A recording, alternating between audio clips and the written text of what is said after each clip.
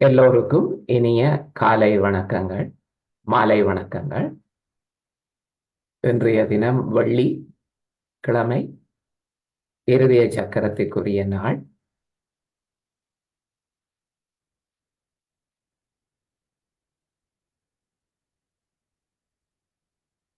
முதலில் நாம் எங்கள் கவனத்தை முழுமையாக நம்முள் எடுத்து வந்து பின்னர் தியானத்தை ஆரம்பிப்போம். இதற்கு உதவியாக இரு கண்களையும் மூடி இடது கை மடியில் இருக்கட்டும், வலது கை நம் இருதய சக்கரத்தில் வைப்போம்.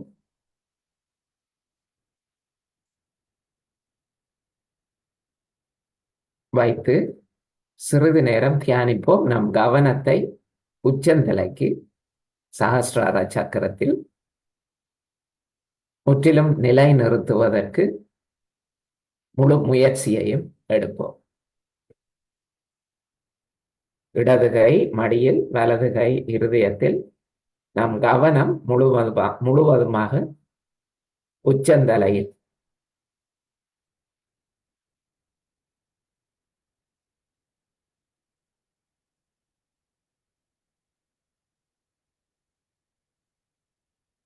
சிறிது நேரம் நீண்ட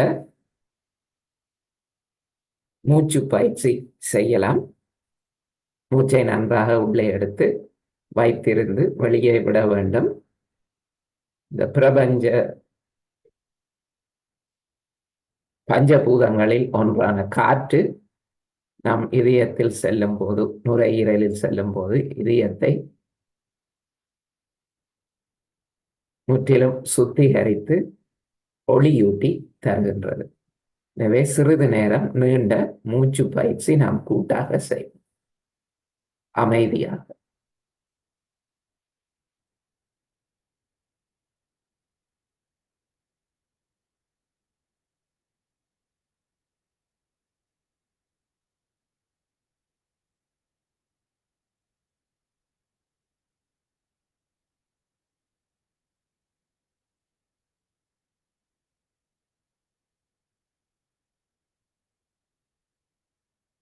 எண்ணங்கள் தொந்தரவு செய்தால் அவற்றுடன் போராடாமல் நாம் மன்னிக்கின்றோம், அனைத்தையும் மன்னிக்கின்றோம் என்று பிரார்த்திப்போம்.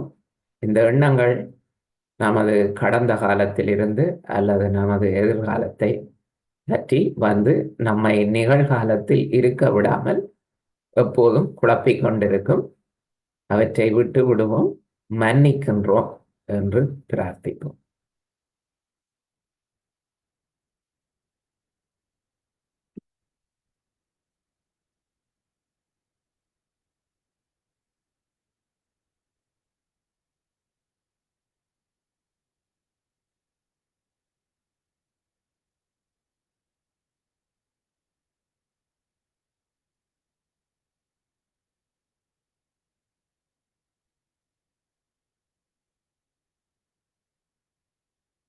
இப்போது மீண்டும் வலது கையை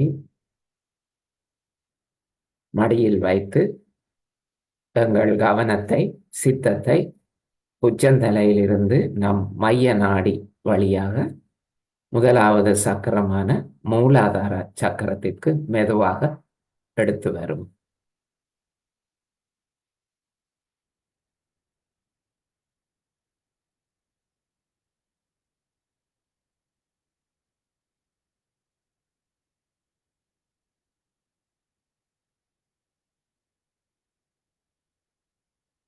மூலாதாரத்திலிருந்து அதற்கு சற்று மேலே புனித எலும்பில் இருக்கும் குண்டலினி அன்னை சக்தி மீது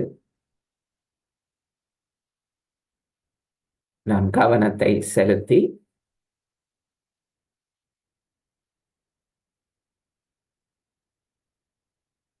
அன்னையின் வீடியோ மூலம் குண்டலினி சக்தியை எழுப்பி கவசம் இட்டுக்கொள்வோம்.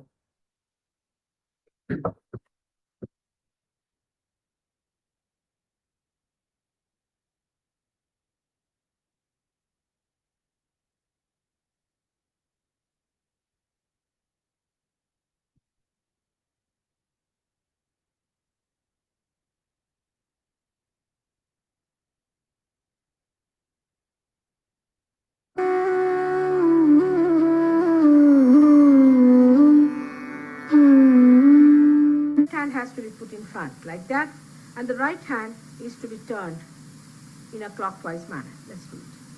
Like that, you start moving it up, take it up like this, take it up, push back your head and loosen your shoulders and give it a twist.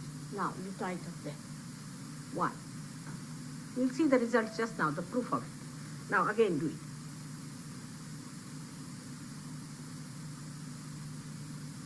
Take it up, push back, give another time. Now the third one has to be 3 times you have to tighten. Again do it. It's very simple. Everybody can do it. 1, 2, and 3. Like this. And give a kind of a protection to your aura. Now 1, this one protection to the 7 centers, so 7. Then 2, then again the 3, then the 4, then the 5, all the centers, then to the 6, and then to the 7.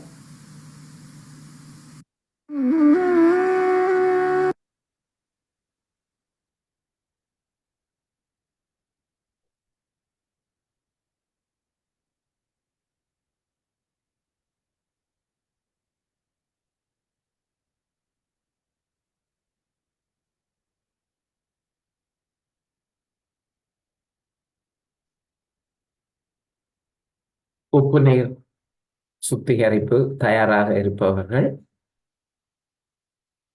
நம் கால்களை உப்பு நீரில் அமிழ்த்தலாம்.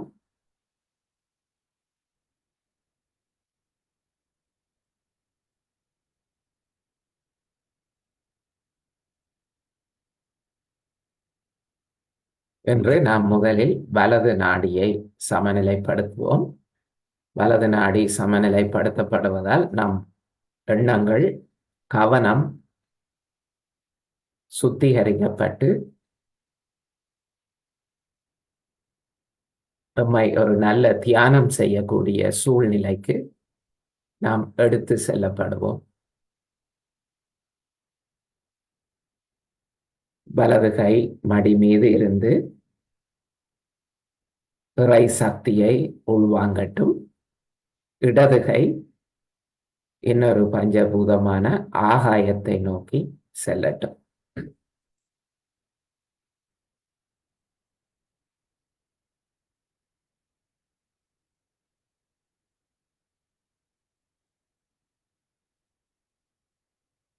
ஸ்ரீ மாதாஜியை நோக்கி பிரார்த்திப்போம். எளிமையான பிரார்த்தனை, ஆனால் மனப்பூர்வமாக இதயபூர்வமாக செய்யும் போது சக்தி வாய்ந்த பிரார்த்தனையாக மாறுகிறது. அன்னையே, எங்கள் வலது நாடியை சுத்திகரித்து அதை சமநிலைப்படுத்தி தாருங்கள்.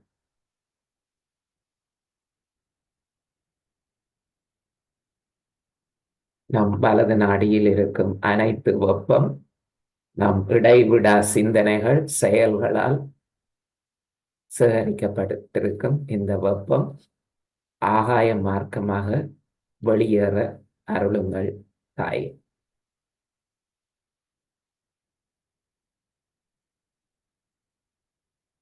பிரார்த்தித்து விட்டு அது வேலை செய்ய விட்டு விடுவோம் சிறிது நேரம்.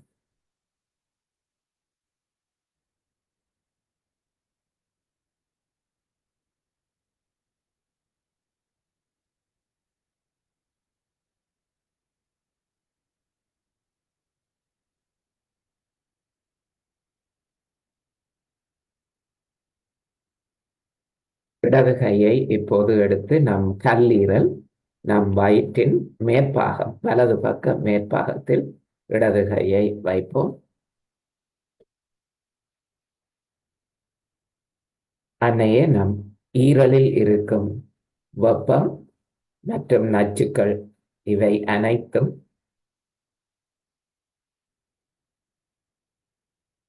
நம் உடலிலிருந்து வெளியேற அருளுங்கள்.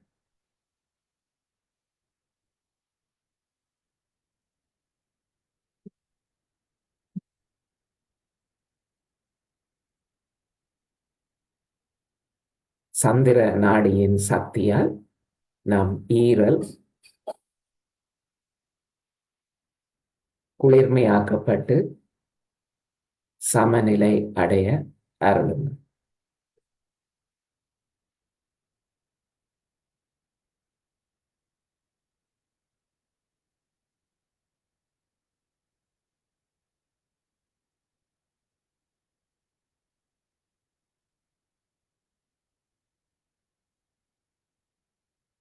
இடது கையை பொது மடியில் வைப்போம்.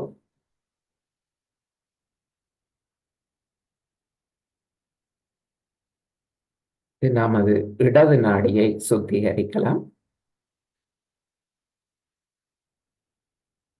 இடது கை மடியில்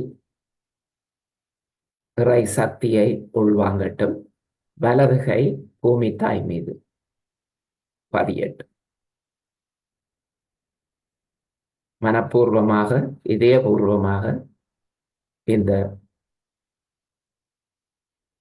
எளிமையான பிரார்த்தனையை நாம் செய்வோம். அன்னையே, எங்கள் இடது நாடியை முற்றிலும் சமநிலைப்படுத்தி தாருங்கள்.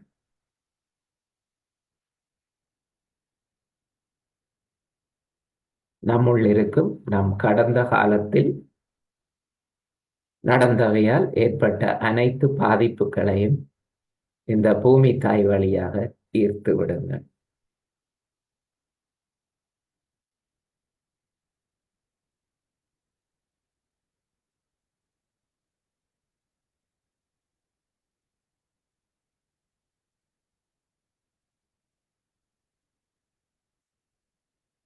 இப்போது வலது கையை மீண்டும் மடியில் வைத்து இரண்டு கைகளும் மடி மீது இருக்கட்டும்.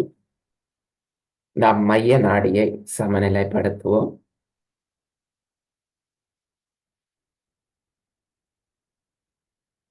அன்னையே, எங்கள் மைய நாடி சுழுமுனை நாடியை முற்றிலும் சமநிலைப்படுத்தி தாருங்கள். எங்கள் கவனம், சிந்தனை, எண்ணங்கள் கடந்த காலம் பற்றியோ எதிர்காலம் பற்றியோ அலை பாயாமல் நிகழ்காலத்தில் நமது தியானத்தில் நம் ஆத்ம முன்னேற்றத்தில் எப்போதும் இருக்க அருளுங்கள்.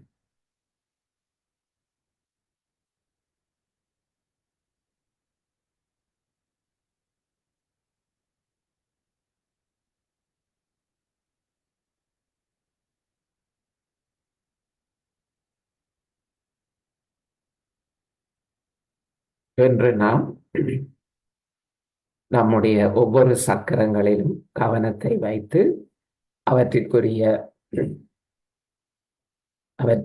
சக்திகள், குணாதிசயங்களை நம்முள் ஒளிமயப்படுத்த பிரார்த்தனை செய்து தியானிப்போம். மூலாதார சக்கரம்,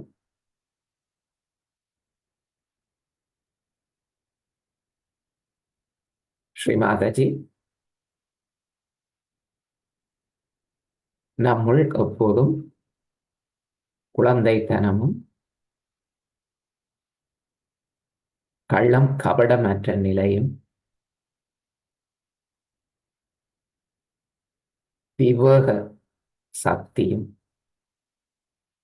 நம் மூலாதாரத்தில் எப்போதும் இருந்து நம்மை ஒரு அத்திவாரம் போன்று, ஒரு பலமான அத்திவாரம் போன்று நம்மை ஆத்ம வளர்ச்சியில் முன்னேற்றம் அடைய, நம் தியானத்தில் முன்னேற்றம் அடைய அருளுங்கள். மூலாதாரமானது நம் ஆதாரமாகும். நம் தியானத்தின், நம் சூக்ஷ்ம சரீரத்தின் அத்திவாரம் ஆகும்.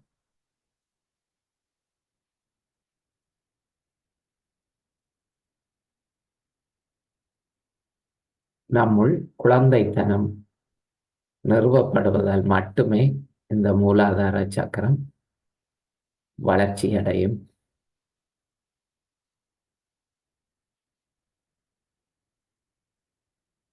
நாம் தியானத்தில் வளர உதவி செய்யும்.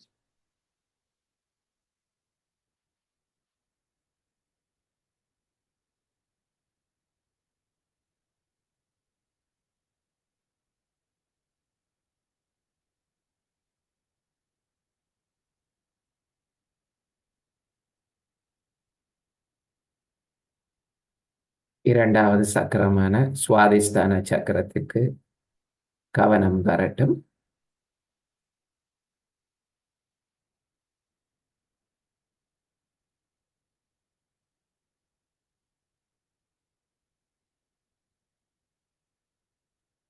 ஸ்ரீமாதாஜி, நம்முள் தூய்மையான அறிவு, தூய்மையான கவனம், கலைத்திறன், ஞானம்,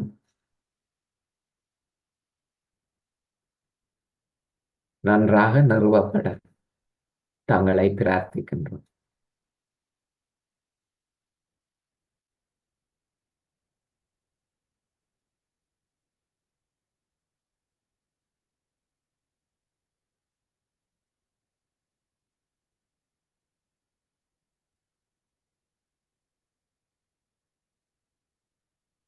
நாபி சக்கரத்தில் தியானிப்போம். ஸ்ரீமாதாஜி, நம் வாழ்வில் அமைதியும் திருப்தியும் நிறைய அருளுங்கள்.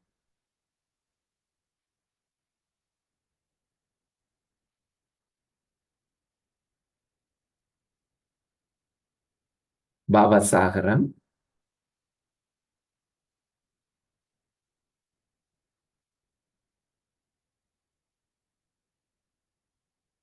ஸ்ரீமாதாஜி, நம்முள் குரு சக்தி, குரு தத்துவம் நிறுவ நிலைப்பட அருளுங்கள்.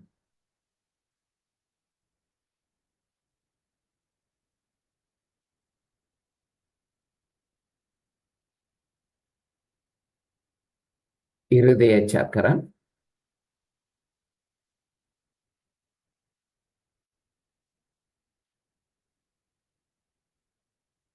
ஸ்ரீமாதாஜி, நம் இருதயத்தில் இருக்கும் ஆத்மா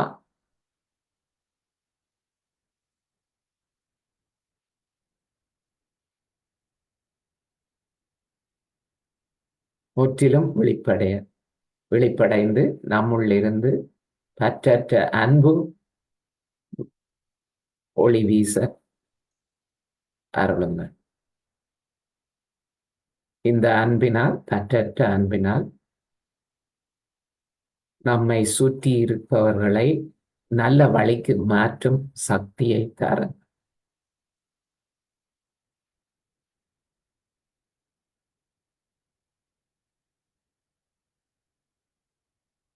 நான் ஒரு தூய ஆத்மா, நாம் எல்லோரும் தூய ஆத்மாக்கள். நாம் இந்த உடலோ மனமோ உணர்ச்சிகளோ எண்ணங்களோ அல்ல, இவை எல்லாவற்றையும் கடந்த தூய ஆத்மா.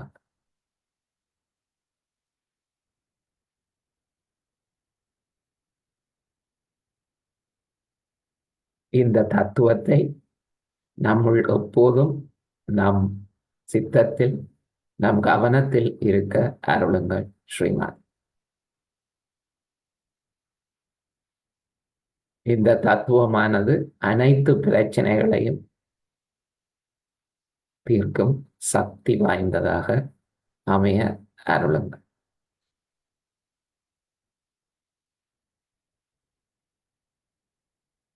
விஷுதி சக்கரம், அன்னையே, நம்முள் இருக்கும் அனைத்து குற்ற உணர்வுகள் மற்றும்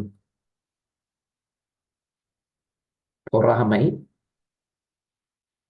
இவை அனைத்தையும் களைந்து விடுங்கள்.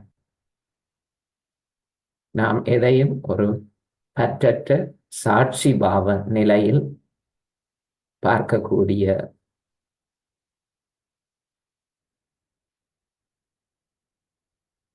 குணத்தை நிலையை தாருங்கள். நாம் இந்த பிரபஞ்சத்தின் ஒரு அங்கம் என்ற கூட்டு விழிப்புணர்வை தாருங்கள்.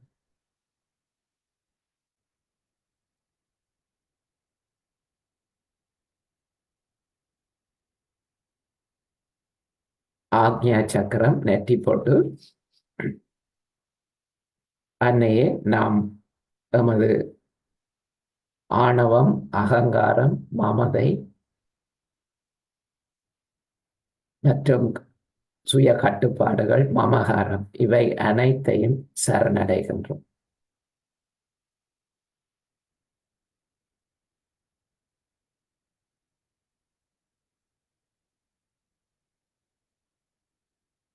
நாம் அனைவரையும் மன்னிக்கின்றோம்.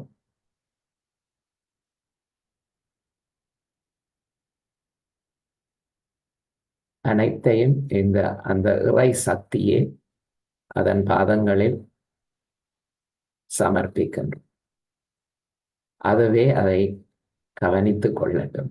நம்மை துன்புறுத்தக்கூடியவர்கள், பிரச்சனை கொடுப்பவர்கள் இவை அனைத்தையும் நாம் மன்னித்து இறை சக்தியிடம் அவற்றை சரணடைந்து விடுகின்றோம். இறைவனே, இறை சக்தியே அதை பார்த்து கொள்ளட்டும்.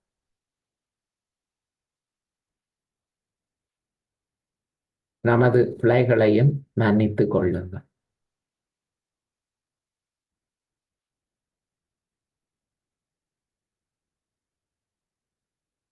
கவனம் சகஸ்ரார சக்கரம் உச்சந்தலையில் வைத்து ஸ்ரீ மாதாஜி எங்களை முற்றிலுமான தியான நிலைக்கு எடுத்து செல்லுங்கள். பரமாத்மாவின் சக்தியை அறியும் நிலையை தாருங்கள்.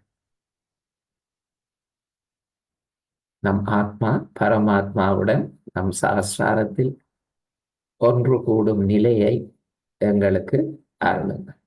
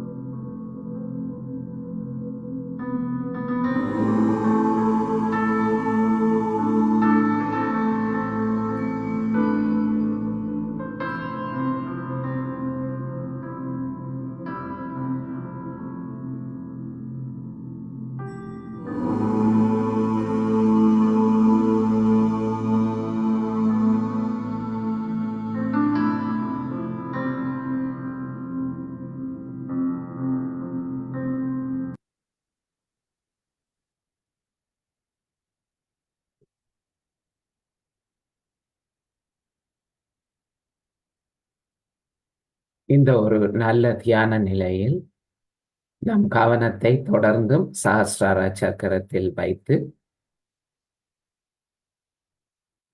ஸ்ரீ மாதாஜியின் அருளுரையை கேட்போம்.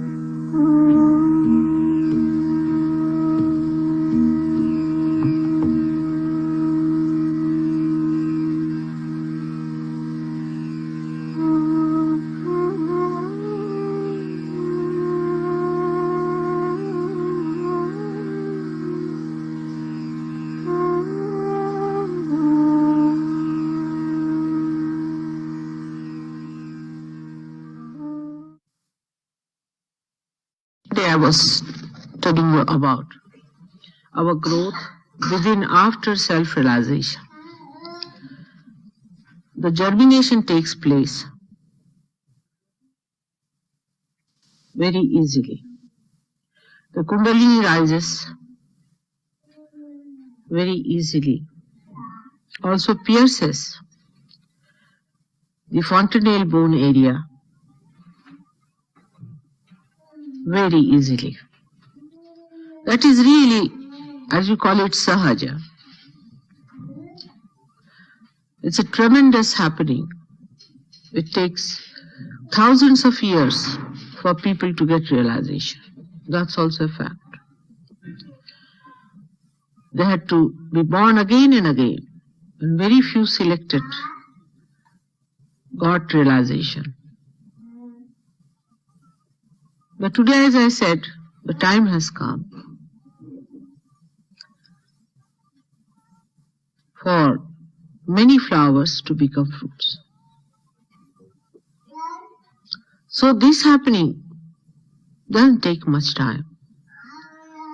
It's just split of a second in many people.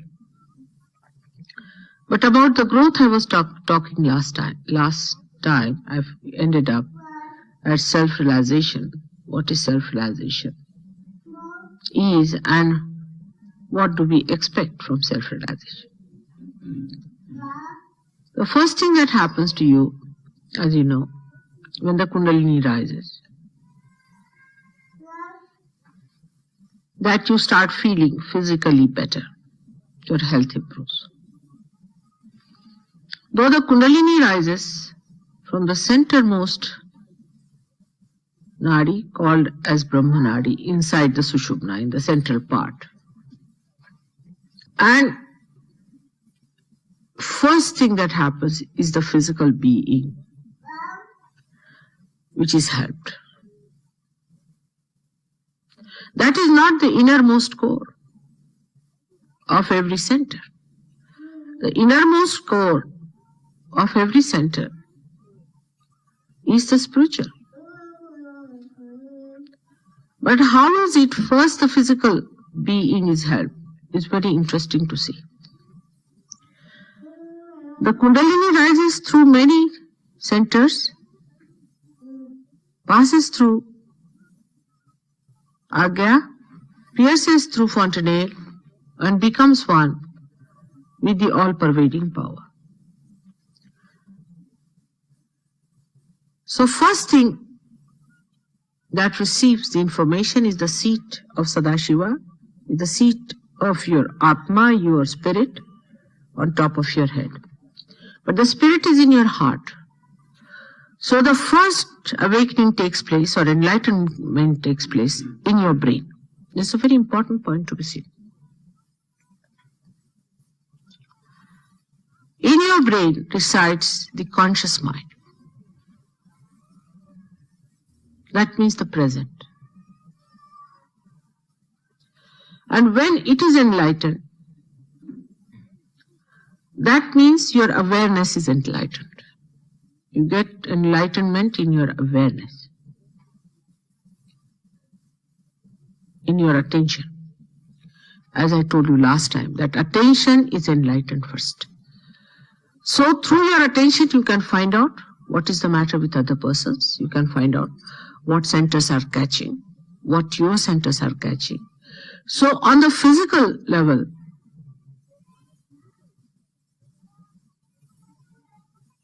you know what's happening. That's the, we should say, the present. We feel our gross being enlightened. We can feel them on our fingers. But when the Kundalini is rising in your being, she goes straight on to the fontanelle bone area. Of course, if there is a hurdle or anything, then she stops and tries to indicate. At that time, if she is not successful, for example, you have got a liver problem, then she will come and throb at liver problem, informing you that there's something wrong with the liver. That's why a Sahaj Yogi has to give vibrations from outside. When the Kundalini rises above, the Agya, she goes up to this fontanelle and pierces. But when she cannot go beyond Agya, she spreads out here. She can spread out here also. And then she starts trickling down. The grace on the, or you can say she starts relaxing this area, which is called as Murdha. And that's how she makes more space in the Agya. And this relaxation works out the outer side of the physical being. Also, when she pierces through in anyone who has a simpler personality, who is not so complicated, first thing that happens is that the grace starts falling through from the sides. And the grace starts falling into the Ida and Pingala. And then she comes down, by which she supplies Ida and Pingala, the grace, not the Kundalini. You should not confuse these two things. Because of her piercing, there's an opening made and the grace starts coming down. And she, I should say the grace itself, feeds all the centers from outside. So the physical being improves.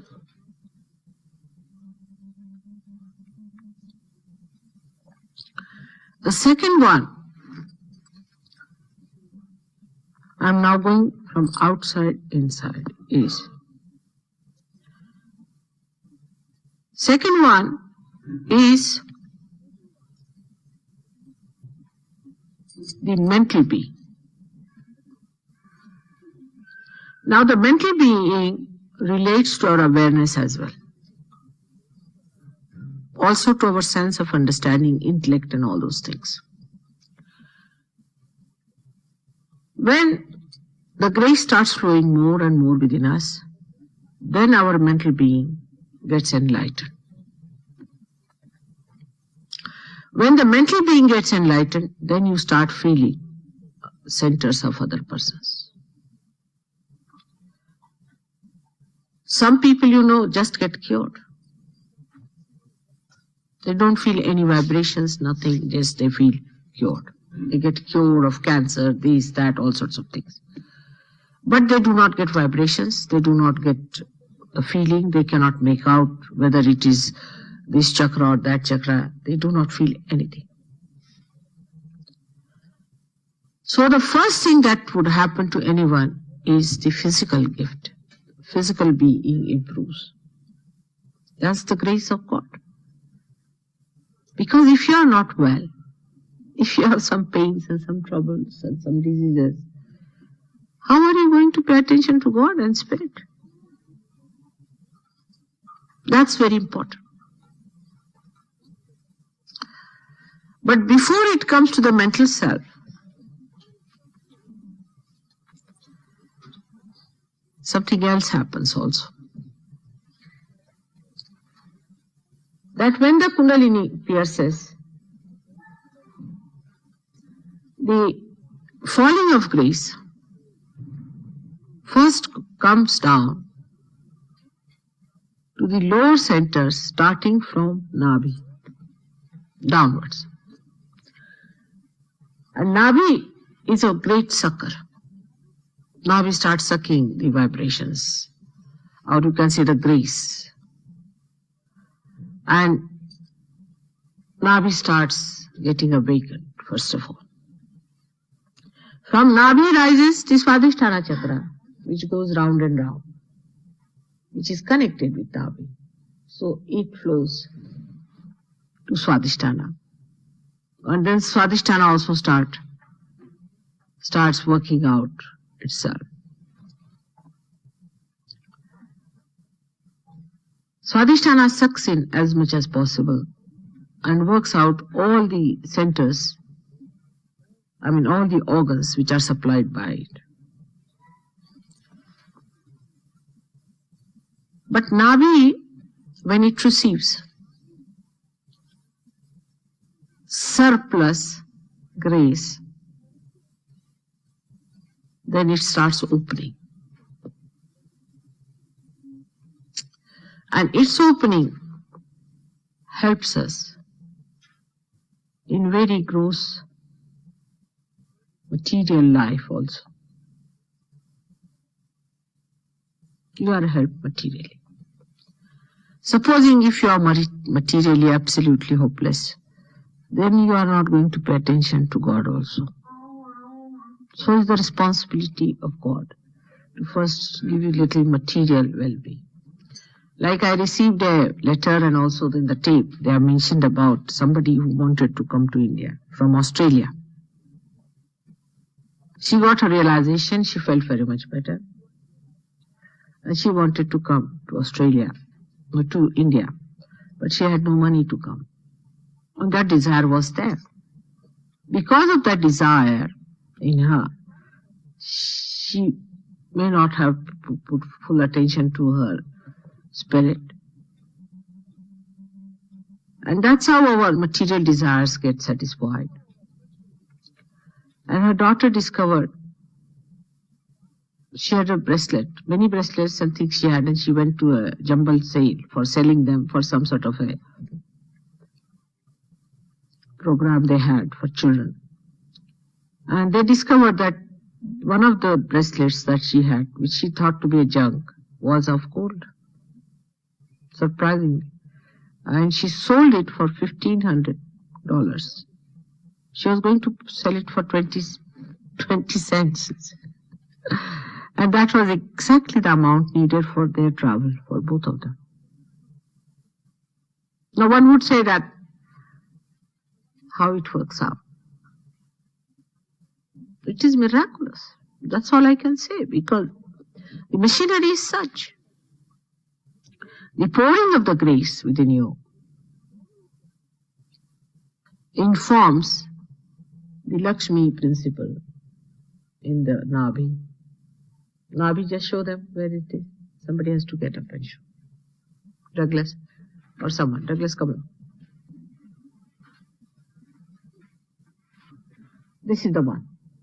And this has the deity of Lakshmi. She is the deity of your well-being. And this is what Krishna has said, Yoga Kshema Vahamyaham. When the yoga takes place, means when the Kundalini pierces through for the nail bone area, I look after your well-being. How does it look after? Through Lakshmi. Now this is a universal deity. She is present in human beings, and also she is present in material things.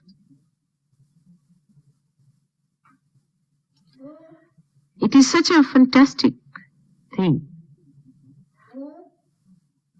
that you cannot explain these things on human level. Really, it is difficult.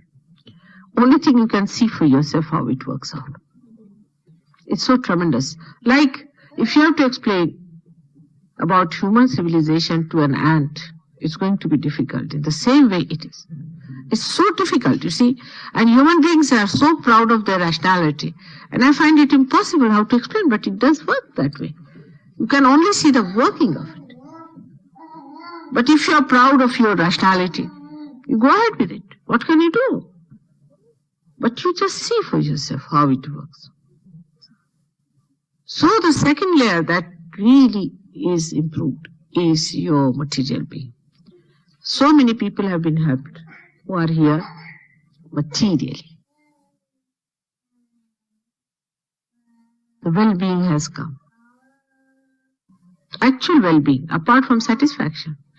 But as I said, it does not cross the limit, like you do not become Mr. Ford. Because that's some sort of a behavior which is asahaja. To be so rich, I mean, it's ridiculous, vulgar. You become better than what you are, but not the best. Because you have to be in the center at a satisfied point. And everybody has to enjoy you.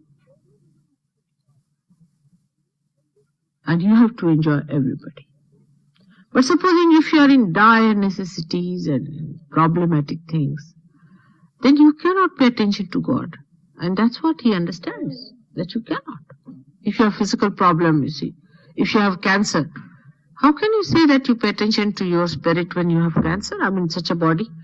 After all, if this whole house is going to collapse, you cannot meditate here. So first the physical stability is established, and second is the material one. Now, there are many factors which work out material stability automatically. First of them is that once you find your spirit, you just automatically give up your habits. Most of these habits come from your Navi, because from Navi Chakra you get your seeking. And you think when you have a habit, you are seeking your joy. I mean, many people have said, Mother, but I enjoy my glass of whiskey. See, they have said to me many times. Or I enjoy a little ride here and there. Somebody has said that, Mother, I enjoy some Kensington ladies, you see, sort of thing. But once you start enjoying your spirit, it drops out. All your attention, you see, becomes enlightened, and your priorities change. You don't enjoy these things that you have been enjoying before, so just don't do it. I mean, I don't have to tell you don't drink, you just don't do. I don't have to tell you that you don't smoke, you just don't do. But there are some very weak people, extremely weak, I mean, very, very weak people. They take time, I know, they plod and sort of, you see, they are very slow moving creatures. But not all.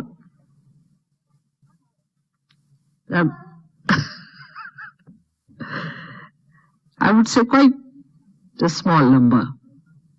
And most of the people, they just give up things. Just give up. So you start saving money automatically. Because the money goes to the races, or to the pubs, or to other habits which are useless. You know they are useless. Smoking, drugs, any such foolish things that you are wasting money on. And you start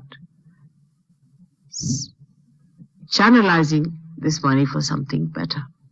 Something that gives you more joy, more happiness, and of an eternal nature, not a temporary one that you take the drink previous night and in the morning you are finished. You get a drink that never finishes, which you enjoy all the time. You get drunk like that, you see. Because in my own life I've seen it's such a so-called sophisticated elite life. People drink much more, you see, than normal people do. And they asked me, why don't you drink? I said, I'm already drunk. The day I was born, I was so drunk that now if I have to drink more, I'll fall off. So better not ask me. They're quite frightened at this thing. I said, I'm really fully drunk already. So they start looking at me, and they never find me anyway less in spirits as they are. Actually, I'm always little more than they are, so they never force me to do that. But these things drop out automatically. I don't have to tell you that you have to drop out. Because most of the things you have done, because you have been seeking something. You know, there are people, I asked them, why do you do this? They said, we are seeking love. I said, how? How can you find love like this? Or somebody will say that I'm seeking God. There are many people who are taking drugs, I mean genuinely, just for seeking. But when they have found it, what they were seeking, they don't take drugs. But this is one of the side issues. I was just trying to make it a little lighter. But mainly what happens is that actually the principle of Lakshmi, the principle of well-being within you is awakened. And if you listen to one of my tapes where I have described what a Lakshmi is and how she symbolized, it's a very beautiful picture of Lakshmi that the great seers have put before us. That she is after all a mother. She is a mother. A person who is a rich man has to be a motherly person. But here you find in the whole world, I have seen those who have even little money, their nose goes up like that. And if you see them from down below, they look like wolves, you see, not like mothers. Most surprising. And this Lakshmi, who is a mother, wears a white sari, very elegant, with a gold border. That represents that he doesn't put people into awe by his pomp and show and this and that. She's standing on a lotus. Imagine any human being standing on a lotus. That means that she's so light in her behavior towards others. She's so delicate. She touches people with such delicacy that people don't feel hurt. They are not anyway pressurized by the riches of people. But you know, it's just the opposite. It's the so-called rich, you see. Horrible. If somebody is coming in here, I would like to get out of that door. They try to pressurize because they have money. You see, somebody starts talking big. You just find out 99% he must have won some horse race.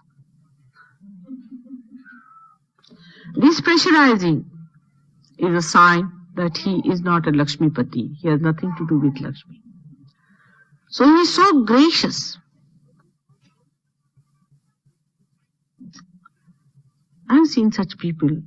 I have seen some people like that. I have seen one in England. You'll be surprised to know. I've just seen him once. He was a gentleman who was some lord and something. And later on he came to India. He was Viceroy.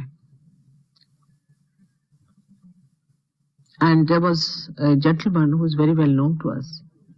He once met him in a train which was delayed or something happened and they had to get down at another station and somehow or other they were put together. And it was so simple and so good and so helpful that this gentleman was taken by him. He said, now better you come to my house because it's not going to be any train, you come to my house. When he went to his house, he was surprised the house was like a palace. And then he told him who he was. He was amazed. And he even carried his bag. Such a simple man. And then when this gentleman told me that such a person is there, then he revisited India. Then he brought him to see me. But he's no more now. He's dead, this gentleman.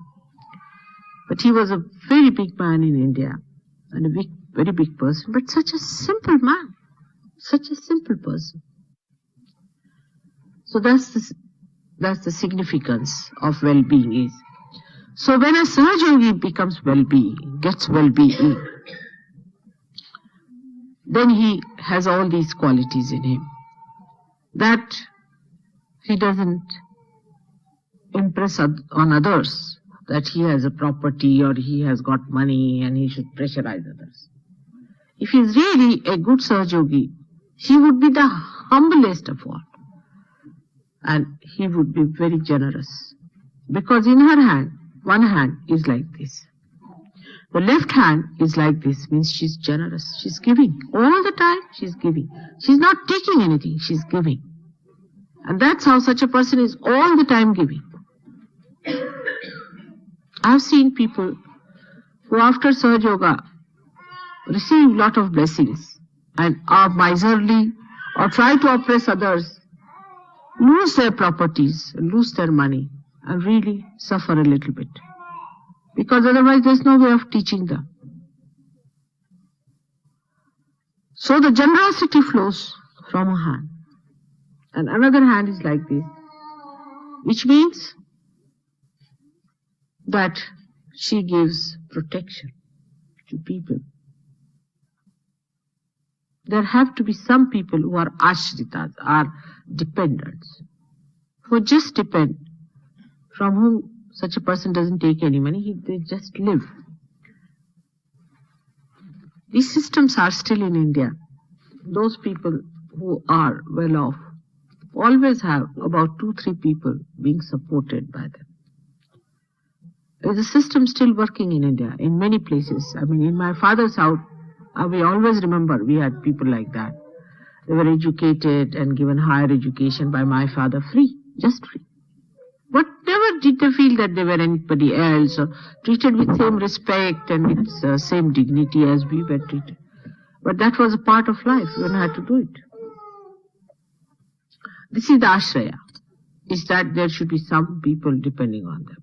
England also I've seen people have cats, dogs, things like that. You see, a little bit they do spend on cats and dogs. But better to spend on human beings, you know. What am I going to do with cats and dogs? Can I give them realization? It's better to look after human beings than to look after cats and dogs so much, I mean. But I've seen when they are dealing with cats and dogs, they are very happy people. With human beings, they are very unhappy. I don't know why. If you must have seen in the BBC and all that, when they have these advertisements, I've seen in television sometimes, you see a person having a cat, she'll always smile and joke and this. And anybody having children, if she looks so miserable.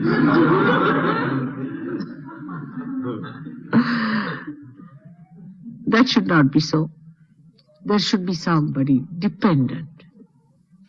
It's not important to measure every money, ask for 2p I gave you yesterday, will you return 2p to me? It's not, it doesn't behove a Sahaja Yogi to be like that. If it comes to that, all right, give some money, forget about it. It helps you such a lot. It helps you such a lot to be meticulously so observant about how much money you lent. It's better to be more worried about how much you have taken than to be how much you have given. It helps a lot. It's a thing one has to realize in life, how much it helps. I've seen in my own life it has helped so many times. I mean, you really have people then around you. It's a matter of 5 rupees and 10 rupees. Is so important to some people at a point. And it works wonders. I mean, you can have a human being worth millions by paying sometimes 5 rupees. It can work out that way. So try to be more giving and then you receive more as a Sahajogi. Remember that now you are connected with Lakshmi. The more generous you are, the more you get it. When you are small-minded, you do not receive her blessings. You have to give. You have to give. Once you give, it starts flowing. The stagnation is over, and the flow starts coming in. Otherwise, you are stagnated when your hand is tight-fisted, as you call it. The English language has so many good words, though they are now losing their meaning. They call it, you are very, I don't know, there must be new words for being very, very miserly. Some good word, which doesn't mean miserly, but must be some economical or something fantastic. But actually, miserliness is miserliness. Give it whatever name you like, it's horrible. And one should not take to miserliness. That is a curse. I tell you, it's a disease. It's like leprosy to be heated. Try to be generous. Now the generosity of maybe, I don't know, but maybe of money is not difficult for some people. But generosity of saying something good to others is rare. See somebody in a good dress, should be generous enough to say, oh, it's fantastic, it's beautiful. What's wrong? But jealousy, that goes against Lakshmi completely. It's better that others are wearing it. You see, you don't pay for it and you enjoy it. It's very logical, you just see. If you own this hall, it will be a headache for you, isn't it? To keep it all right. Imagine the people who own it, to put it right, because everybody will come and criticize, this is not good, that's not good. It's nice to be here when it doesn't belong to you, to enjoy it. It's very simple. Just try to enjoy it, to be generous with people, be kind to them. This generosity is lacking. When this starts, then the inner core of emotional being starts getting enlightened.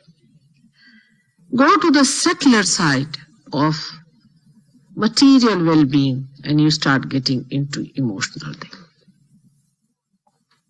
Small things work out, very small. It's very sweet. We have so many examples of this kind of little sweetness being expressed. And this generosity should come to all the Sahajogis of saying good things to others. Doesn't matter, it is exaggeration. Doesn't matter. Because it acts as a buffer. See?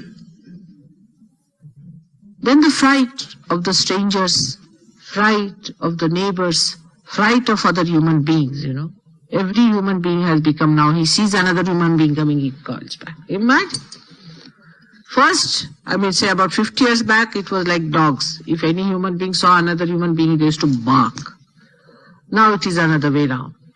So, the fear of your brethren, of your own kin and kin, of your part and parcel. They are your own. You don't know. They are part and parcel of your being. You can feel it after Sahaja Yoga. You can feel it. I don't have to tell you. You can feel them within yourself. They are within you. And then the sweetness of saying something sweet. Doing something sweet is so nice. Is so rewarding itself so rewarding. The movement of Shakti is always this way. If I give you love, love comes back to me. If I give you hatred, hatred comes back to me. And double fold everything. If you give you love, say 1 unit, I may get 7 units of love. But if I give you hatred of 1, that was all. 7 units of hatred comes to you. The mathematics is complete. So try to understand that emotionally you have to understand your material well-being. How to express emotionally your material well-being is a very sweet thing. I would give you an example of Govind, because I can't forget that very sweet incident. One day, we had called some people, you see. I didn't know there would be so many coming in his house. And he has a house, but not so big like this. So there were about 50 people around. And I told him prepare some food for them. But I thought for 50 people he could not have prepared, at the most for 10 people, you see. So I was quite embarrassed. I was waiting for people to go away. I didn't say stay on for dinner or anything. I thought, poor Govind, how could he have cooked for 50 people, you see. And when they disappeared, you see, about 5-6 were remained. I said, now let's have dinner. So he was very unhappy and he was looking this side and that side. I said, what happened? He didn't say anything. So I slept that night in his house. Next morning I got up. Still he was very uneasy. Next day I said, what's the matter? What's weighing on your mind? He said, Mother, why did you ask all of them to go away? I had prepared for 50 of them. You see, this filled me with such joy. You can't imagine. Tremendous joy. Tremendous joy. That I cannot get over such things, you know. And I have seen so many Sahajogis like that, very, very sweet persons. Another is Gregor, another very sweetie person, you know, the way he does things for others. And sometimes the way he works it out is so sweet. And how he really knows how to express himself sweetly in small little things. It's so surprising how people are very beautiful and how they are working out these material things to express their emotions. Material is for emotions only, you see. My mother had a principle that if she had 6 saris, the 7th one she'll present out. She had kept 6, not more needed, you see. And she was a woman of great principle, I must say, because she used to spin her own saris. Can you imagine? And that's what she used to wear, herself. She was a wife of a very rich man. She had no problem of money, but this was her principle. She used to live like that. And she said that what I need 6 more than I don't need, because it's cotton saris, you see. So one sari you wash, and next you wear, and you can just press it. We had people in the house who could do that for her. She said there's no need to have more than 6. And one she would keep for some occasion, you see, expensive one, if she has to go for a wedding and all that. That's all. So the 7th was kept, and out of the 6, if she got one more, she would donate that to somebody. She could only keep up to 6, you see. That was her principle. And she managed her life very well. And I was also a bit too much of a generous person. And she always supported my generosity. Always. She supported. And she was very happy when she found that I would just give away lots of things to people who came to my house. And that's very good. She should do. Everybody used to say that should be done. Always used to encourage me for such things that I did. But I found all things have only value if I can give them away. Otherwise, they have no value. And I keep only the things that are being presented to me. All the rest pass out of my hands very easily into people. Anybody who says, I like this, all right, have it. So I feel so happy to give it to them. And it's really rewarding. Now that person thinks, what should I give you back? I said, no, please. That's not to be done. Because, already come and see. This house is filled with things. And I don't know how to get rid of them. If I buy anything myself, of course, I don't earn anything. So if from my husband's money, I try to give it away. It's very nice. It's really extremely nice. After all, what's the use of these things in the house? What am I going to do? If you have to have a personal archives, you can have. You see, something like that, putting up this thing bought there, this thing bought there. But normally, what do you do with it? So this kind of generosity is to be developed within us. the aesthetics of generosity is to be seen. How you give things to others and how you express your emotional being. For people who are emotionally dry because of ego orientation, should learn these things. It's very important. That will give them some emotional side also. Very much necessary for people who do not feel their feelings much, their joy much. They should try to do it. They will start feeling it much more. Then the emotional side is enlightened within us. The grace start flowing up to emotional side. In emotional side, first of all, the purification takes place. That's very important. To lead a very beautiful emotional life, you must have pure ideas. Otherwise, you can never be emotionally all right. You see, like in a tree, you have to have leaves, you have to have roots, you have to have fruits, you have to have flowers at its proper places. Like in your house, you have to have a drawing room, you have to have a bedroom, you have to have a bathroom. Everything separated. You do not put them into a complete, a mix-up. You do not make it like that, isn't it? Don't put your bathroom in the drawing rooms, do you? I mean, some people may start it with the kind of confusion they have these days, but normally you do not. In our own emotional life, we must have pure sense, purity of a sisterly love, purity of a brotherly love, purity of a wife's love. For example, infidelity. Infidelity is impurity. Infidelity comes when there is impurity. Without fidelity, the marriage life cannot be happy. That's the basis of married life. You see, I like business is impurity. The impurity in you likes it. Gradually, after realization, you start developing that purity within. You start understanding these are your brothers and sisters. As soon as your emotional life starts improving, your innocence starts awakening up. You see, it is connected with your innocence. The left side is connected with your innocence.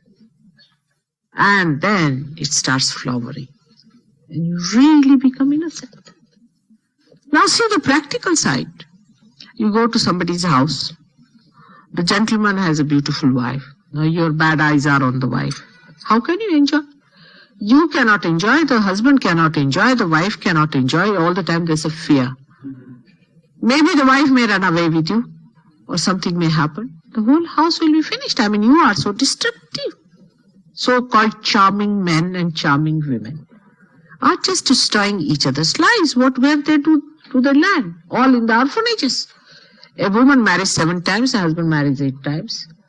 All these old people are in the orphanage. And children are in another orphanage. So you are just creating orphanages by this kind of impurity in your mind. But by telling you these things, you are not going to believe in or you can do it. But just when it happens, when this happens, the innocence, the joy of pure love, when there is no other impurity but just pure love of brothers, sisters. I mean, here I've seen people don't even sort of embrace each other, men. It's most surprising. I mean, for us, it's something one can't understand, you see. So much impurity has gone into our brain that every man, is he that way wrong? When we came here, my husband used to embrace every man. I told him, don't do it, people will laugh at you. He said, really? He said, but everyone is not like that. Maybe one person. I said, no, they think everybody is like that. You see, whatever they found pathological in one person, they think everybody is like that. These psychologists, whatever they read in one abnormal person, they start to see in everyone. Everybody is not like that. I mean, there's no harm in understanding that there is only 1% people are pathological. who go to these psychologists. The others who are spoiled are because of psychologists themselves. They put ideas. You have a guilt, you have a guilt, you have a guilt. Even if you don't have, you'll have it. They go on putting ideas into your heads. All this is supposed to be intellectual expansion, whatever you may call it. It's all nonsense, you see. A person who doesn't commit sin, you say, no, he must have committed sin now. He doesn't know what to do. He'll come and say, all right, Baba, I have committed sin, now I have to confess. So I have to confess, yes, I have committed sin. They play about like this, you see. They just try to build you up and all that, and then they break you, shatter you completely, and you think, oh, I'm the most sinful person ever living. If you were that sinful, do you think you'll get realization? First of all, just ask yourself a question. How did I get realization? How did I feel vibrations? If I was that sinful, how could I get it? Throw away all these ideas of the psychologist and tell them that we don't believe you. See, this is very few people who are really basically sinful. I tell you, very, very rarely. I have not seen anyone so far, except for these horrible gurus who are well known. After all, they are the people who are rakshasas. They are not human beings, you see. So that's a different category. But otherwise, I have not seen basically a person who has nothing good in him. Because everybody has the spirit. And definitely spirit is superior, much more dynamic than all the sins put together. What are these little sins here and there? What are you doing? And there's nothing to feel so diffident about it. After all, you are realized people, you are saints. You are to be respected. You have to respect yourself first of all. You are all saints. Do you realize that? Once you realize you're saints, you will start acting as saints. How the saints act? You will put yourself onto that pedestal of understanding that you are really saints, otherwise you won't get vibrations. Go and ask any one of these. They will tell you the vibrations only people who are saints get it. In India, all the people are burnt when they die, not the saints. Realized souls are not. They are respected. They say when the saints come to your house, that's the day, is the day of festival. And all of you are that. So don't think that you cannot do this and you have this guilt and you have these things. Nothing of the kind. You are pure spirit. Be very lavish about it. Of course, too much indulgences into these things, emotional life also, can lead you to a stagnation point. Like I hear people saying that there's a lot of love between us. Okay. But one has to be discreet in that also. Does it make you universal or it makes you localized? See, like Britishers for British, Indians for Indians, finished. If that love makes you universal, by which you say kindly things, by which you enjoy the love of other people, their vibrations, whatever creed, race it is, whatever part of the world they come from, they are Sahajogis. If you start enjoying them, then know that that is love. Should not be localized in any way. If there is any group forming, then must know that it is not love. It's not divinity. It's not. Divinity is universal. It embraces everything, everything. It has no discrimination of any kind. It only discriminates between evil and good, unrighteous and righteous, Christ and Antichrist, God and anti-God. But it does not discriminate on these three levels, that is physical appearances, mental approach or mental development or emotional expressions. Some people are emotionally very expressive. I would say English are less expressive by temperament. Maybe that's their temperament is. Indians are extremely expressive. If you go to India, to a village, say you go to Rauri, they will just take you in their embrace and would start weeping and crying with joy. I mean, you'll be amazed the way they will love you. I mean, imagine. And for them, it would be like, see, they wouldn't mind even if they have to sort of spread themselves on the ground for you to walk smoothly so that you don't feel the horrible roots of India. That kind of tremendous emotions, the expression, you will be surprised. You'll be overwhelmed and sometimes shocked, the way they are. But that doesn't mean that the English don't love. They love in their own way. They understand that. So that's how it should be, that it is all embracing, all shades, all types, all permutations, combinations, because this variety is created by God to create beauty. And all the varieties must be accepted. Imagine you all looking just the same. How would it look? Horrible and boring. Every leaf is different. Then what about human beings? But in that difference, there's the unity of spirit. And if you can feel that unity, then you are emotionally absolutely correct and you are a realized soul. And last of all, the most important is your spirit. Spirit that resides in your heart. All this beauty is only perceived when there is light in your spirit. Otherwise, you cannot see all this beauty. You cannot enjoy it. Spirit is the one which is the diamond which shines on this beautiful ring of your body, mind, and your emotions. That's the most important thing. That is to be achieved, to be absolutely absorbed into your being.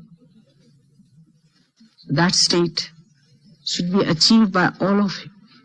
But the growth, if the outside is not all right, then the inside cannot be carried by that weak outside. It's such a strong thing. Spiritual life is a very strong thing. It's so dynamic. It's so powerful. Sometimes, it floods me completely. I have to control myself.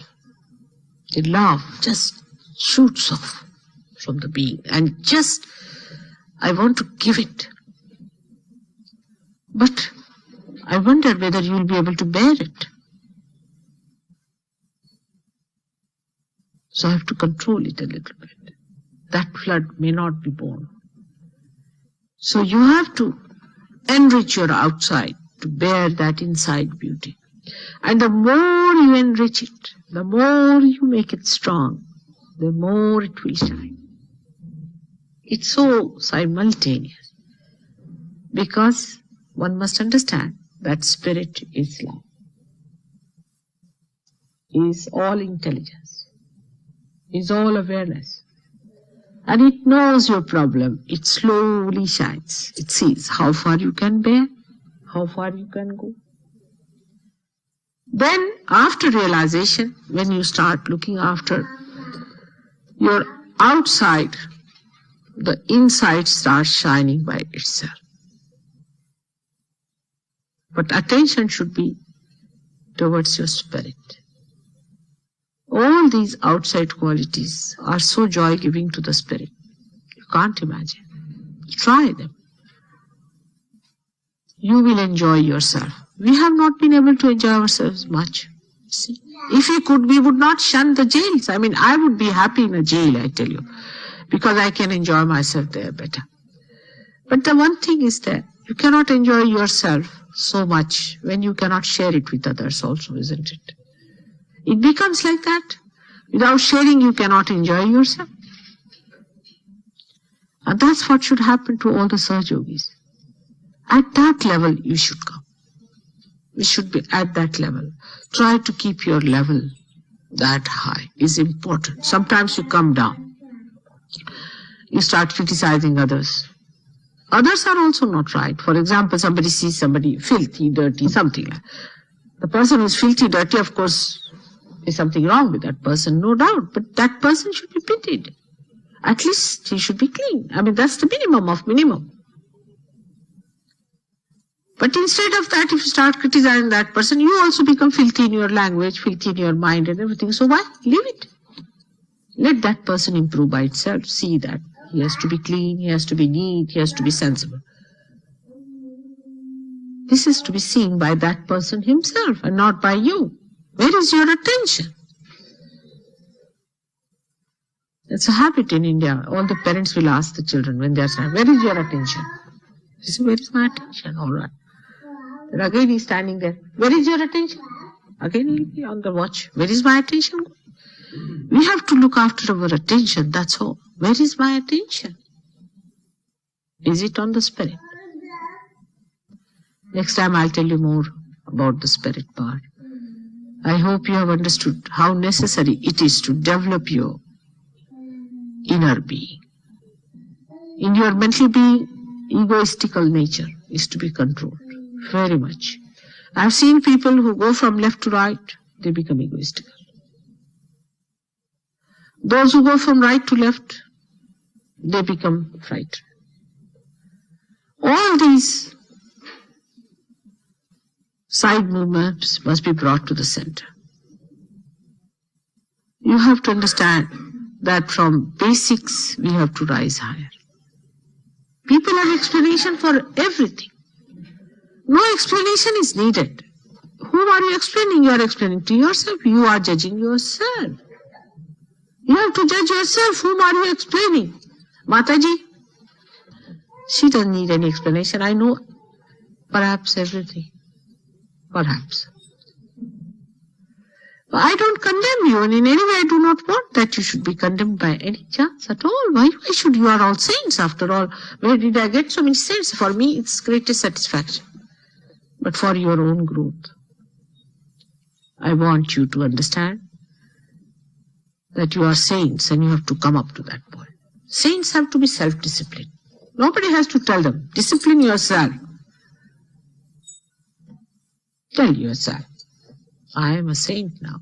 What an opportunity it is to grow. What an opportunity. And people are only going to believe in you when you are really the saint within and saint without. In Sahaja Yoga, people become saints within and not saints without easily. But in other systems, they are first made outside. You see, they are made to work for 25 years just washing a temple. Finished. Then they are made to do something else for 25 years. By the time they are about to dead, they'll say, all right, next time we'll give you realization. It's like that.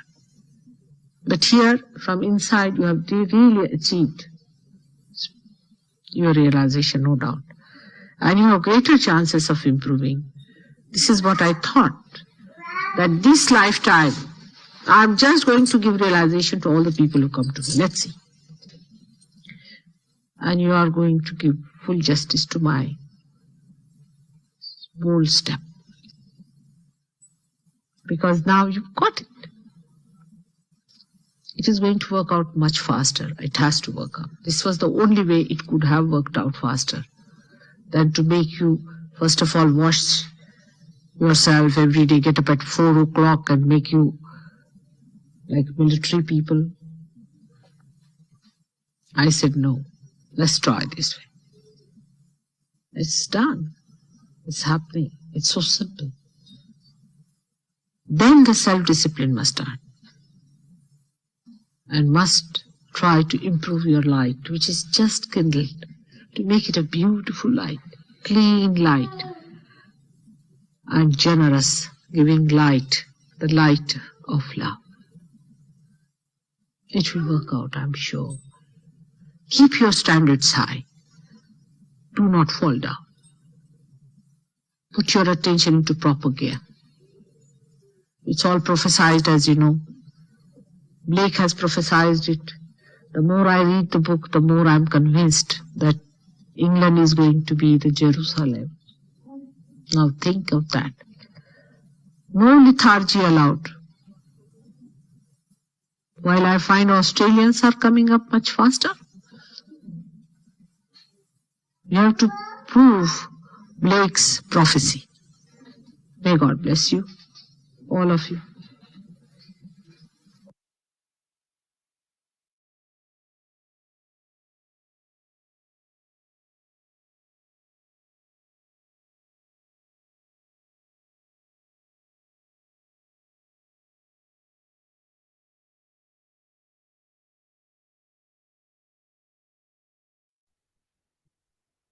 இந்த நீண்ட சொற்பொழிவு, ஆனால் மிகவும் அருமையான சொற்பொழிவு, மிகவும் சிறந்த கருத்துக்கள், எளிமையான ஆனால் சிறந்த கருத்துக்கள் அன்னை அருளினர்.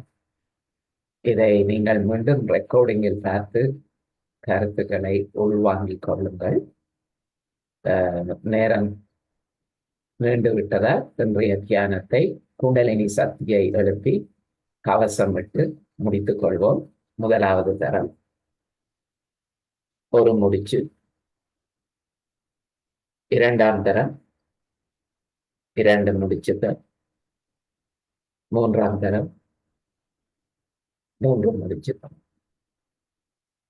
கவசம், மூலாதாரம், சுவாதிஷ்டானம், நாபி பவசாகரம், இருதயம், விஷுதி, ஆக்ஞா, சஹஸ்ராரம். இன்றைய மாலை தியானத்தில் கலந்து கொண்ட சிறப்பித்தமைக்கு மீண்டும் நன்றி. நீங்கள் தொடர்ந்து இணைந்து கொள்வதற்கு எங்கள் மனமார்ந்த நன்றிகள்.